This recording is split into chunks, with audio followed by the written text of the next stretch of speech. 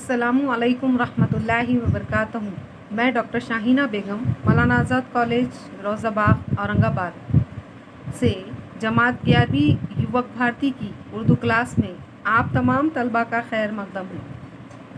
आज हम इतलाक़ी महारत से मुताल्लिक़ यानी इतलाक़ी तहरीरी महारत से मुताल्लिक़ मालूमात हासिल करेंगे, जिसके तहत हम आज तर्जुमा निगारी के बारे में जानने की कोशिश करेंगे। उर्दू की युवक भारती किताब के सफ़ा नंबर 155 को खोलिए। सफ़ा नंबर 155 पर तर्जुमा निगारी से मुताल्लिक़ मालूमात फ़राहम की गई हैं। आज हम सीखेंगे कि तर्जुमा निगारी किस तरह की जाती है, कौन कौन से उसूल और ज़वाबित को ख़याल में रखा जाता है, तर्जुमा क्या होता है, तर्जुमे की तारीफ़ क्या है। तो आइए सफ़ा नंबर 155 पर मुलाहिज़ा कीजिए। तर्जुमा निगारी। तमहीद। आज इंसानी माशरे में बढ़ते हुए रवाबित और आलमकारी की वजह से दुनिया की मुख्तलिफ़ ज़बानें एक दूसरे से ख़ासे रब्त में आ गई हैं।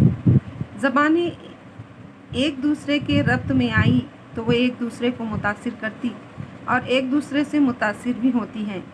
माशरे में रहना और एक दूसरे से रिश्ता रखना अफराद की ज़रूरत है।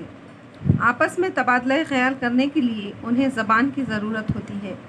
अगर समाज में मुख्तलिफ़ ज़बानों के लोगों से वास्ता पड़ जाए तो फिर बाहमी गुफ्तगू और इजहार ख़याल का मसला पैदा हो जाता है। ऐसी हालत में तर्जुमे का फ़न फ़रीक़ैन के दरमियान पुल का काम करता है। आज आलमकारी की वजह से तर्जुमा निगारी वक्त की अहम ज़रूरत बन गई है। फ़िलहाल अंदाज़न 6000 ज़बानें दुनिया में बोली जाती हैं। इन ज़बानों में अदब का बेजबुहा ख़जाना मौजूद है। इसकी तशहीर बग़ैर तर्जुमे के मुमकिन नहीं। 11वीं जमात में उर्दू मज़मून के तहत ज़बान पर गौर करते वक्त तर्जुमा निगारी की अहमियत और वाज़ेह की गई है। आलमकारी के बढ़ते रुझान की वजह से हिंदुस्तान की मुख्तलिफ़ रियासतों में और दीगर बैरूनी ममालिक में हुसूल तालीम और मुलाज़मत के कई मौक़े पैदा हुए हैं। भारत चूँकि मुख्तलिफ़ ज़बानों का मुल्क है, इसलिए यहाँ तर्जुमा निगारी के फ़न को अहमियत हासिल हुई है। तर्जुमा निगारी एक अमली माशरा। तर्जुमा निगारी का फ़न निहायत क़दीम है। अपने ज़ाती तजुर्बात को बयान करना या अपने जज्बात व एहसासात का इजहार करना इंसान की फितरत में दाखिल है। दूसरों के तजुर्बात और ख़यालात मालूम करने के लिए भी तर्जुमे का इस्तेमाल नागुज़ीर है। दिगर ज़बानों, अदब और तहज़ीबों में बाहमी रब्त इस्तवार करने के लिए भी तर्जुमा आला बन सकता है। इसीलिए कहा जाता है कि translation is a bridge to join the gulf between multiple languages. तर्जुमे की तारीफ़।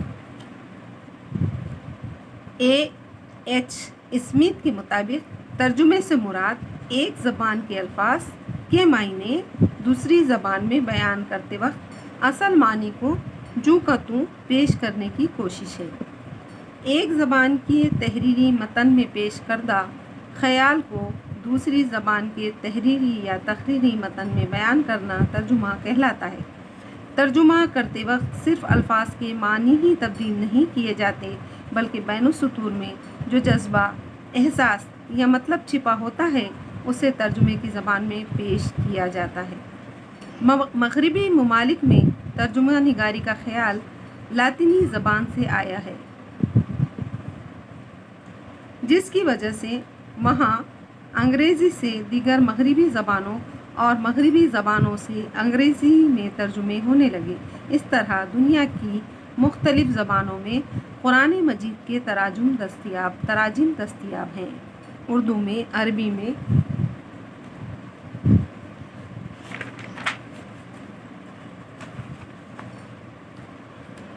फ़ारसी से तर्जुमे की रिवायत अरसे क़दीम से रही है। कुरान मजीद के उर्दू तराजिम और अरबी फ़ारसी के क्लासिकी अदब को उर्दू में ढालने की रिवायत इसकी नुमायाँ मिसालें हैं। भारत चूँकि मुख्तलिफ़ ज़बानों और बोलियों का मुल्क है, इसलिए यहाँ दूसरे सूबों की ज़बान व अदब की तफ़हीम के लिए ترجمہ نگاری از حد ضروری مظہر ہے۔ اردو میں ان صوبائی زبانوں کے ادب کو پیش کرنے کے لیے ترجمہ نگاری کو فروغ دیا جا سکتا ہے۔ تاحال اردو میں رامائن، مہابھارت، گیتا وغیرہ کے اردو تراجم دستیاب ہیں۔ ان کے علاوہ بعض علاقائی زبانوں کے ادب کے بھی تراجم ہوئے ہیں۔ اگر ترجمے کے فن کو ماہرانہ انداز میں سیکھا جائے تو یہ روزگار کا اچھا ذریعہ بھی بن سکتا ہے۔ ترجمے کی اقسام۔ ترجمے کی اقسام۔ بامحاورہ ترجمہ۔ اس قسم کے ترجمے میں ترجمے کی زبان کے معیار، اس کی فطری پن اور لطافت کی چاشنی کا خیال رکھا جاتا ہے۔ الفاظ کے معنی کشید کر کے دوسری زبان کے الفاظ میں سمونے کی کوشش کی جاتی ہے۔ خصوصیات۔ یہ لفظی اور آزاد ترجمے کے بین ہوتا ہے، مگر ترجمے کو زبان کی فطری پن سے ہم آہنگ کیا جاتا ہے۔ ترجمے کا اسلوب۔ بامحاورہ ترجمے میں زبان کے اسلوب کی چھاپ دکھائی دیتی ہے۔ جس زبان میں ترجمہ کیا جا رہا ہے اس کے زبان کے معیار اور اس کے فطری رویے پر زور دیا جاتا ہے۔ مثالیں: شاہ عبدالعزیز کا ترجمہ قرآن بامحاورہ ترجمہ ہے۔ آپ کی درسی کتاب میں شامل راما روسی زبان سے ترجمہ کیا ہوا بامحاورہ ہے۔ لفظی ترجمہ۔ لفظی ترجمے میں صرف الفاظ کے معنی ہی پر زور دیا جاتا ہے، زبان کے اسلوب اور بیان کی شگفتگی کا خیال نہیں رکھا جاتا۔ خصوصیات۔ ترجمے کی یہ بھونڈی شکل ہے، اس میں زبان کے صرف و نحو کا زیادہ خیال نہیں رکھا جاتا۔ ترجمے کا اسلوب۔ لفظی ترجمے کا اسلوب غیر متوازن اور غیر معیاری ہوتا ہے۔ الفاظ کے معنی ہی کا خیال رکھنے کی وجہ سے جملوں کی روانی مفقود ہوتی ہے۔ مثالیں: شاہ عبدالقادر کا ترجمہ موضوع القرآن لفظی ترجمہ ہے۔ منظوم ترجمہ۔ منظوم ترجمہ نگاری کا فن بے حد مشکل ہے۔ اس میں عروضی اصولوں کو برتنے کے ساتھ اصل متن کے خیالات کا جوں کا توں پیش کرنے میں دقت آ سکتی ہے۔ خصوصیات۔ ترجمے کی زبان میں شعری اسالیب کا خیال رکھا جاتا ہے۔ بعض اوقات کسی بات کی وضاحت ایک شعر میں اور بعض اوقات ایک بند میں کی جاتی ہے۔ ترجمے کا اسلوب۔ دیگر زبانوں کے شعری محاسن کے بجائے ترجمے کی زبان کے شعری محاسن اور اس کے عروضی اصولوں کے مطابق متن کو نظم میں ڈھالا جاتا ہے۔ مثالیں: قرآن حکیم کے منظوم تراجم سیماب اکبر آبادی اور کیف بھوپالی نے کی ہے۔ ان کے علاوہ رامائن اور گیتا کے مہابھارت کے منظوم ترجمے اردو میں دستیاب ہیں۔ مثالیں: قرآن حکیم کے منظوم تراجم سیماب اکبر آبادی اور بھوپالی نے کی ہیں۔ ان کے علاوہ رامائن اور گیتا مہابھارت کے منظوم ترجمے اردو میں دستیاب ہیں۔ آزاد ترجمہ ترجمانی۔ دوسری زبانوں کے کسی متن کے مطالب کو آزادانہ طور پر پیش کیا جاتا ہے۔ اس میں کلیدی مفہوم پیش کرنے پر ہی اکتفا کیا جاتا ہے۔ خصوصیات۔ دوسری زبانوں کے ادب سے لطف اندوز ہونا ہی اس کا مقصد ہوتا ہے۔ اصل عبارت کے ہر جملے پر اس کے ترجمے میں غور نہیں کیا جاتا۔ ترجمے کا اسلوب۔ آزاد ترجمے میں خیالات کی طوالت کو اختصار کے ساتھ پیش کیا جاتا ہے۔ ایسے ترجمہ گویا اصل متن کا خلاصہ ہوتے ہیں۔ مثال: علامہ اقبال نے بھرتھری ہری سنسکرت نظم کی اردو میں ترجمانی کی ہے۔ مثلاً: پھول کی پتی سے کٹ سکتا ہے ہیرے کا جگر، مرد نادا پر کلام نرم و نازک بے اثر۔ ترجمہ نگار کا کردار۔ ترجمہ نگار کی شخصیت اور قابلیت۔ متعلقہ زبان کے قواعد سے آگہی۔ جس زبان میں ترجمہ کیا جا رہا ہے اس پر مہارت۔ مطالعے کا شوق، محنت کش اور باذوق ہو۔ زبان کی تہذیب اور اس کی ادبی تاریخ سے واقفیت۔ زبان اور اس کے اصولوں سے کامل واقفیت۔ ترجمہ کی جانے والی زبان اور اس کی تخلیقات سے واقفیت۔ نقطۂ نظر، فرہنگ اور قاموس کے استعمال کا شوق۔ داخلی جذبہ، مختلف زبانوں سے آگہی۔ ترجمہ نگار دو زبانوں کی تہذیبوں کو جوڑنے والا پل ہوتا ہے۔ ترجمہ صرف تکنیکی عمل نہیں بلکہ ترجمے کیے جانے والے اصل متن سے متوازی تخلیقی ادب پارا ہوتا ہے، اس لیے ترجمے کے فن کو مہارت سے جوڑا جاتا ہے اور یہی مہارت ترجمہ نگار کی شخصیت کا ایک حصہ ہوتا ہے۔ چونکہ ترجمے کے ذریعے دیگر زبانوں کے ادب پارے بذوق قارئین تک پہنچ پاتے ہیں، اسی لیے ترجمہ نگار کے کردار کی اہمیت سے انکار نہیں کیا جا سکتا۔ ترجمے کے لیے بہترین ادبی تخلیق کا انتخاب کیا جاتا ہے۔ ترجمہ کی جانے والی تخلیق جتنی اہم اور معروف ہوگی، ترجمہ نگار کی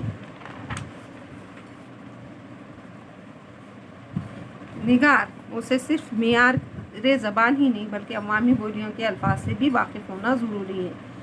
کسی زبان کے ایک لفظ کے لیے دیگر زبانوں کے مختلف الفاظ کے معنوی پہلوؤں سے واقفیت بھی ترجمہ نگار کے لیے اہمیت رکھتی ہے۔ الفاظ کے معنی ترجمہ میں پیش کرنے کے بجائے اس میں پنہاں خیال کو پیش کر دینے سے ترجمہ دل کو چھو لیتا ہے۔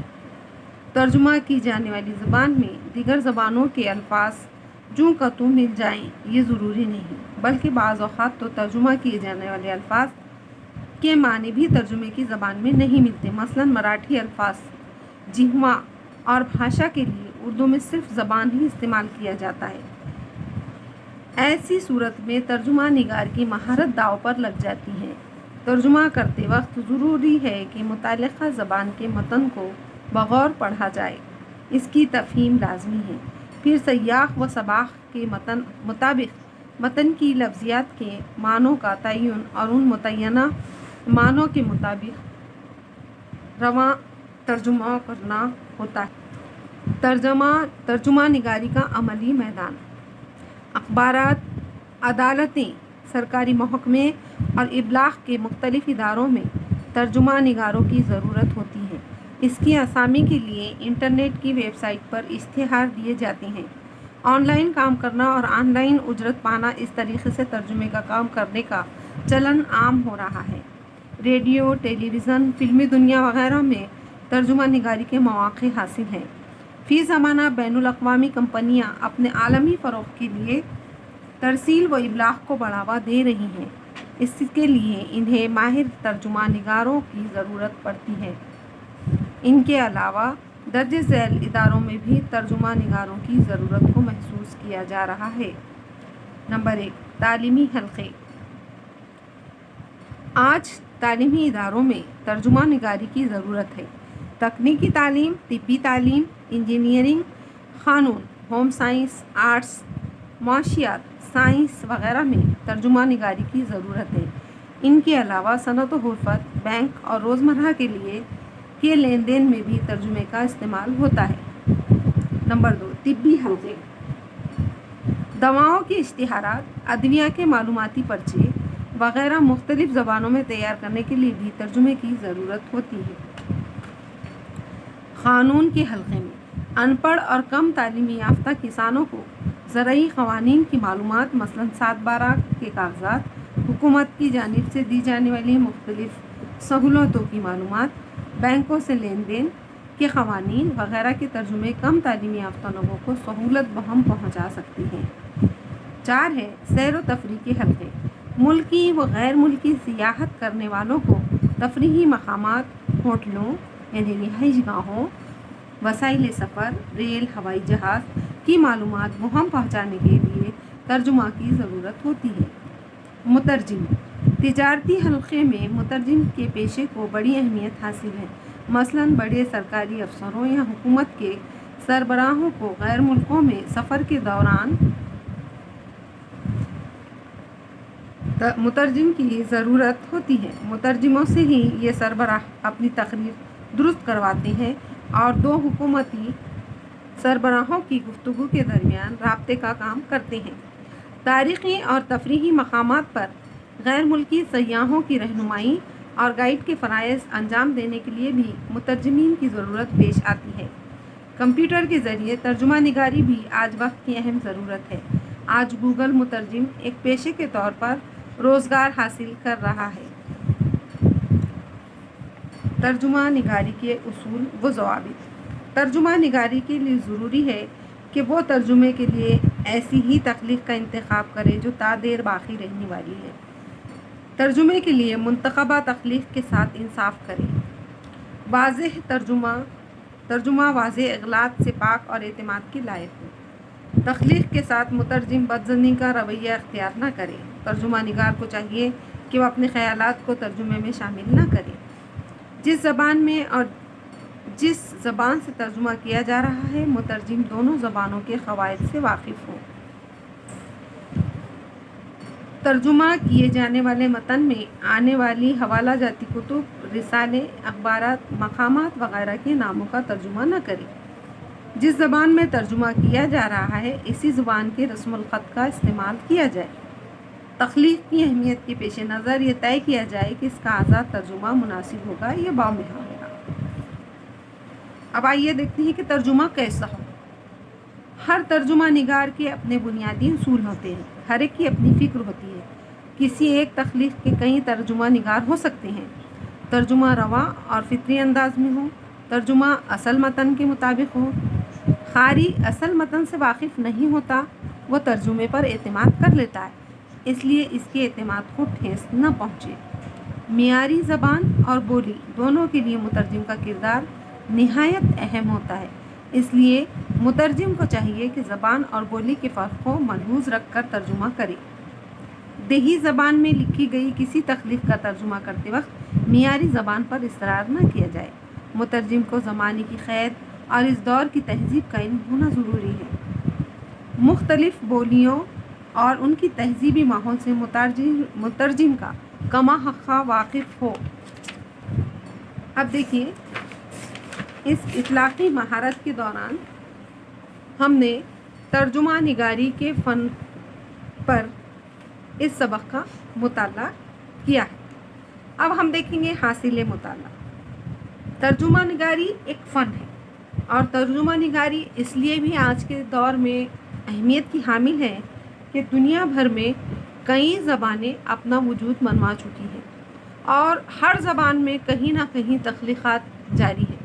अब इन तख्लीक़ात को दुनिया भर में मुतारिफ़ करवाना, जैसे अगर आप अपने घर में बैठकर कोई एक तख्लीक़ तैयार करते हैं, एक कहानी लिखते हैं, एक नज़्म लिखते हैं, अब आप चाहते हैं कि दुनिया भर में आपकी इस तख्लीक़ को शोहरत मिले, तो आपको क्या करना चाहिए? तो आपको करना ये चाहिए कि आप जो है अपनी तख्लीक़ के दुनिया के जिस ज़बान में आप पहुंचाना चाहते हैं, ज़ाहिर है कि उस ज़बान में वो लिखी हो।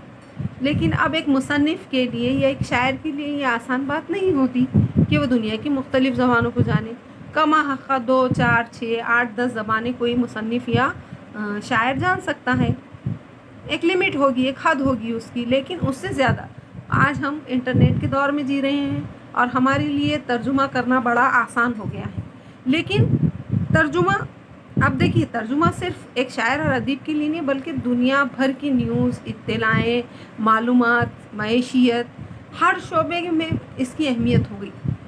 एक फ़र्द जो हमारी ज़बान नहीं जानता वो उसके लिए हम बेकार हैं, लेकिन अगर हम एक दूसरे की ज़बान जानते हैं तो हम मुकालमा करते हैं, गुफ्तगू करते हैं। इसी तरह हम लेन देन कर सकते हैं, राब्ते आमा के ज़रिए मईशियत में हिस्सादारी कर सकते हैं, अदब की हिस्सादारी हो सकती है। तो हर तरह के यानी लेन देन के लिए ज़बानों का जानना ज़रूरी है। अब आसान क्या हो गया कि इब्तदाई हिस्से में तो सिर्फ़ तारीफ़ें दी गई हैं। अब इन तारीफ़ों के ज़रिए बताया गया कि तर्जुमा क्या है। अब तर्जुमा क्या होता है कि किसी मतन के हिस्से का तर्जुमा हो रहा या किसी चीज़ का हो रहा। अब हमारे लिए तो सबसे इम्पॉर्टेंट जो तर्जुमा, अगर हम जिसको कहेंगे वेरी वेरी वेरी इम्पॉर्टेंट, तो वो है कुरान मजीद। दुनिया भर में मुसलमान हैं और कुरान मजीद का नुज़ूल अरबी ज़बान में हुआ। ज़ाहिर है कि अरबी जो ज़बान है वो हर कोई नहीं जानता। जिनकी मादरी ज़बान अरबी है या जिन इलाक़ों में अरबी पढ़ाई जाती है वहाँ के तलबा उसको जान सकते हैं, लेकिन बाकी लोग या बाकी जो भी उसका यानी मुसलमान मुताला करते हैं, गैर मुस्लिम भाई मुताला करते हैं, तो ज़ाहिर है कि हम उसके तर्जुमे को ही समझ सकते हैं क्योंकि ये दस्तूर हयात है और तर्जुमा समझना ज़रूरी है। तो दुनिया भर की ज़बानों में कुरान मजीद के तर्जुमे हुए। तो यहाँ पर यह बताने की कोशिश की जा रही है कि तर्जुमा क्या करता है, हमारी तरसील को आसान करता है। जो चीज़ हम नहीं समझ पाते उसको हमको समझाने में आसानी होती है। अब देखिए, इसी तरह रामायण, महाभारत और गीता के भी तर्जुमे उर्दू में दस्तयाब है। यानी कि हम उसको देख सकते हैं कि किस तरह से तर्जुमे किए गए हैं। अब तर्जुमे की किस्में बताई गई हैं, अक़साम बताई गई हैं। तो अक़साम कौन कौन सी है कि बामुहावरा तर्जुमा, लफ्ज़ी तर्जुमा, मंजूम तर्जुमा। अब ये 3 तर्जुमे इम्पॉर्टेंट हैं हमारे पास, बामुहावरा, लफ्ज़ी और मंजूम। और सबसे पहले होता है आज़ाद तर्जुमा। आज़ाद तर्जुमा यहाँ पर दिया गया है, आखिर में दिया गया है, लेकिन उमूमन जब कोई मुसन्निफ़ या कोई भी, हम भी, आप भी जब तर्जुमा करने बैठते हैं तो हमको ये करना चाहिए कि सबसे पहले हम 4 हिस्से करते हैं। जैसे किताब का एक आर्टिकल है, एक आर्टिकल को आप तर्जुमा करने जा रहे हैं तो सबसे पहले हम क्या करते हैं, आज़ाद तर्जुमा करते हैं। आसानी से मैं समझाती हूँ कि इसकी किस्में, अक़साम कौन कौन सी तर्जुमे। तो सबसे पहला तो होना चाहिए, उन्होंने आखिर में दिया किताब में, लेकिन सबसे पहली किस्म क्या होनी चाहिए, आज़ाद तर्जुमा। आज़ाद तर्जुमे में जो भी लैंग्वेज में लिखा गया है उसको उर्दू मतन में तब्दील करना, यानी जो मतन मौजूद है आपके पास, जो मवाद है, जो कंटेंट है, इसको हम क्या कर रहे हैं, उर्दू में तब्दील कर रहे हैं। तो हम जो लफ्ज़ी तर्जुमा यानी आज़ाद तर्जुमा करने की कोशिश करते हैं। दूसरी चीज़ है लफ्ज़ी तर्जुमा। अब लफ्ज़ी तर्जुमे में क्या होता है कि हर लफ्ज़ का, लफ्ज़ी तर्जुमे में हम क्या करेंगे, हर लफ्ज़ का तर्जुमा करेंगे। यानी एक कंटेंट की एक सतर है, अब इसका हर लफ्ज़ में हम तर्जुमा करने की कोशिश करते हैं।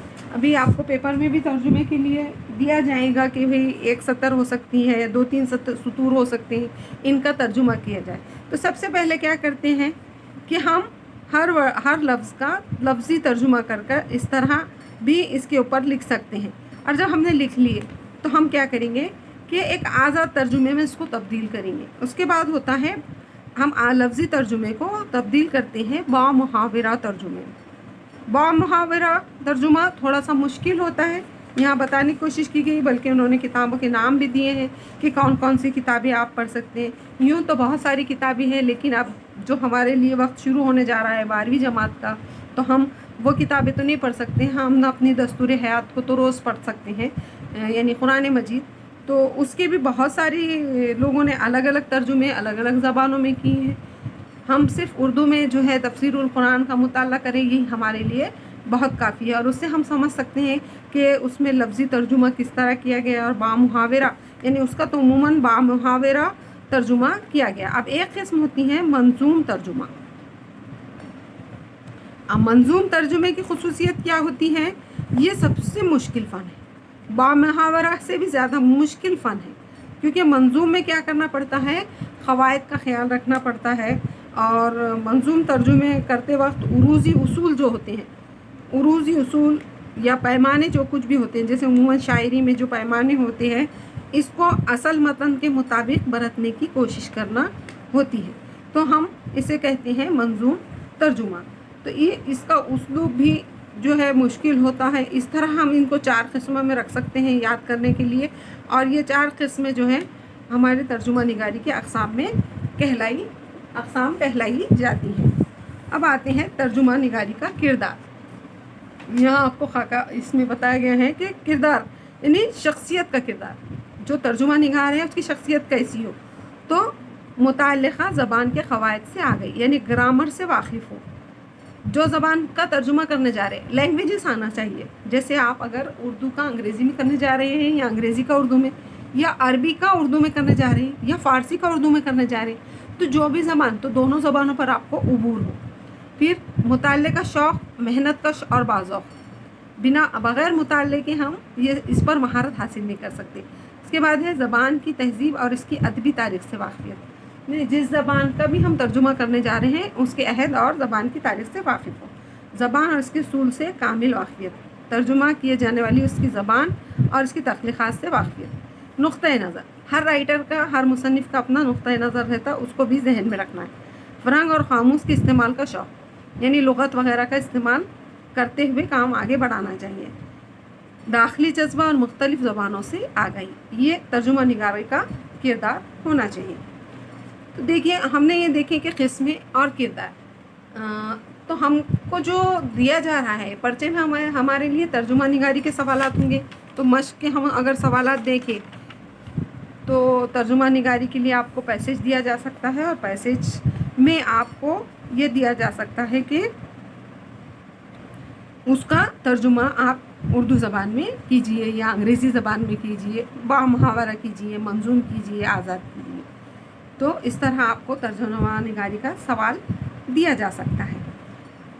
سوال کی نوعیت کے مطابق ہی آپ کو جواب تحریر کرنا ہوتا ہے۔ تو ظاہر ہے کہ یہ ایک اطلاعی سرگرمی ہے، اس کو ہم انشاءاللہ جب ہماری آف لائن کلاسز ہوگی، اس کی انشاءاللہ ہم کلاس میں پریکٹس کریں گے کہ کس طرح ہم کو ترجمہ کرنا ہے۔ تو آپ چھوٹے موٹے ترجمے، چھوٹی کتابوں سے چھوٹے چھوٹے الفاظ کے معنی، اس کے لیے آپ کو سب سے پہلے کچھ اصول بنانا ہوں گے۔ جیسے آپ کو اگر ترجمہ نگاری کا فن سیکھنا ہے تو ایک چھوٹی سی کاپی بنائیے، روز کم سے کم 5 الفاظ کے معنی انگریزی سے اردو میں یاد کیجیے، یا اردو کے مشکل الفاظ یاد کیجیے، اور اپنے ذخیرہ الفاظ کو بڑھائیے۔ تو یہاں سے آپ کا کام شروع ہوگا، اور انشاءاللہ آگے جا کر آپ ترجمہ نگاری کو آسانی سے سمجھ سکیں گے۔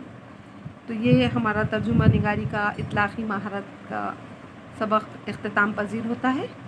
انشاءاللہ اگلی ویڈیو میں ملیں گے ہم۔ اللہ حافظ۔